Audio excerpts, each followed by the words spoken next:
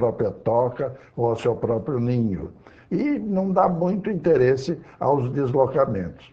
Com a medida que vai desenvolvendo, que a gente vai ganhando mais independência, nós vamos começando a nos interessar por alguma coisa e por alguém. Como são os nossos pensamentos que prevalecem e os nossos sentimentos que prevalecem, as pessoas que entram em contato conosco são aquelas que estabelecem sintonia. Então, às vezes, nós desejaríamos estabelecer contato com determinada personalidade, mas que não tem nada a ver, entrando em sono, nós voltamos a ser o que éramos e até nem consideraríamos aquelas ideias que fazíamos antes de pegar no sono. Então, a gente é o que é. E nós somente damos mais vazão ao sentimento de que estamos desenvolvidos, mais nutridos. Essas pessoas com quem nós nos encontramos podem ser espíritos encarnados e desencarnados, não é, seu Nêmia? Pode ser encarnado, desencarnado, pode ser também imagens, pode haver encontros reais, pode haver também problemas próprios de projeção do próprio indivíduo, desejos, porque a área em que as coisas se realizam, ela é muito maleável. E o que prevalece sempre é o nosso entendimento e a nossa visão da coisa. Então, nós podemos traduzir para o nosso entendimento aquilo que mais nos agrada, ainda que não seja uma realidade factível. Doutor João, sucede demais essa experiência que são narradas por várias pessoas de, durante o sono, acordarem bruscamente muito assustadas. Nós sabemos que um espírito, segundo a doutrina espírita, que é a única que explica essa transição, não é? É a única religião, doutrina profundamente religiosa que explica essa questão do sono, entre a matéria e o espírito, o que acontece. A gente sabe que o espírito, quando vai acordar, ele vem para o corpo de uma forma normal e naturalmente a pessoa vai despertar. Mas tem situações em que a gente se vê muito assustado, como que caindo num sufoco de repente. O que o espírito chega tão assustado da espiritualidade? Tem duas coisas importantes para observar nisso daí. Primeiro, são os mecanismos de defesa que não dormem nunca. Os mecanismos de defesa do espírito estão presentes o tempo inteiro, atentos 24 horas por dia. Então, um dos mecanismos de defesa é que se na espiritualidade, após nós estarmos em sono, nós somos atingidos por alguém que nos toca emocionalmente, profundamente, de uma forma negativa, nós procuramos refúgio no corpo. Esse é um dos aspectos. Se nós nos defrontamos com uma situação perigosa numa excursão em qualquer ambiente, nós retornamos ao nosso ambiente seguro, que é o corpo físico. E existe uma situação também extremamente importante, que são aquelas pessoas que não conseguem conciliar o sono, não conseguem dormir. Em situações de desespero, em situações de raiva, quando estão passando por uma situação de alta tribulação. Por quê? Também é um mecanismo de defesa. Porque senão, na hora que o espírito liberto pelo corpo, ela vai atrás de encontro de uma forra, vai atrás de tomar satisfação de alguém e parte em cima de uma situação até agressiva. Porque o espírito, na hora que ele é liberto, ele vai procurar o interesse dele. Então, quando alguém está em situação de alto nervosismo, em situação de agressividade, passando por um problema extremamente sério, a espiritualidade já sabe, aquele mecanismo de defesa age, não vamos deixar ele dormir, ou não vamos deixar ele dormir. Se ele dormir, ele vai fazer bobagem, ele vai atrás da forra, ele vai atrás da briga, ele vai atrás de arrumar problema para ele.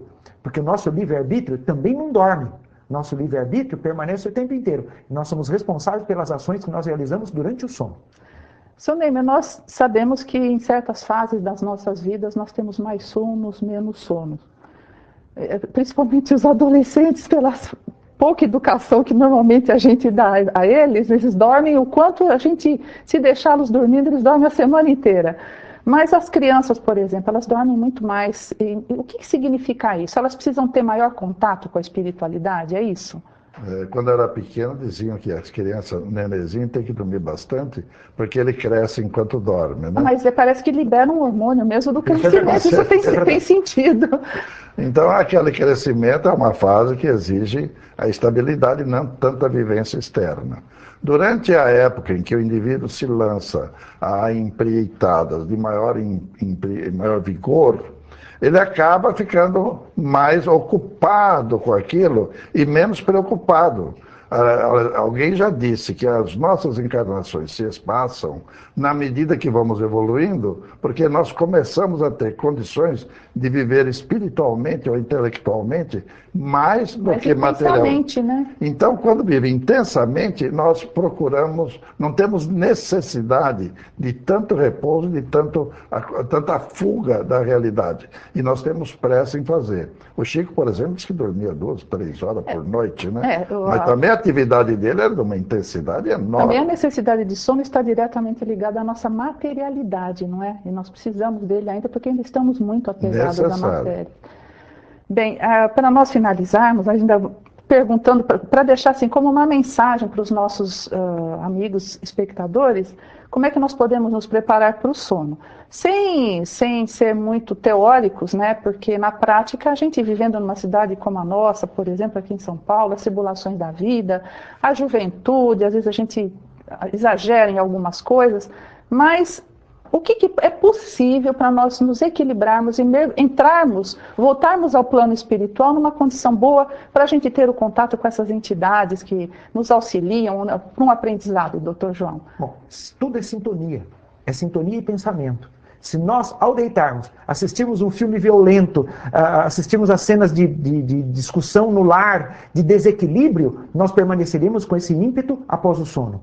Se nós fizermos uma leitura agressiva, uma leitura menos digna, nós continuaremos com esse ímpeto e vamos procurar esse ambiente. Se antes de deitar nós nos servimos de bebidas alcoólicas e de outros interesses, nós vamos continuar nesse caminho.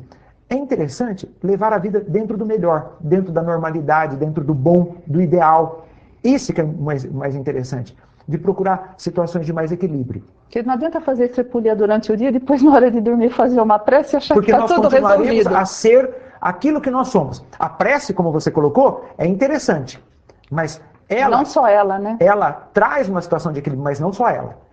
É fundamental que a pessoa se equilibre o tempo inteiro para que a sua manifestação durante o sono seja ideal e correta.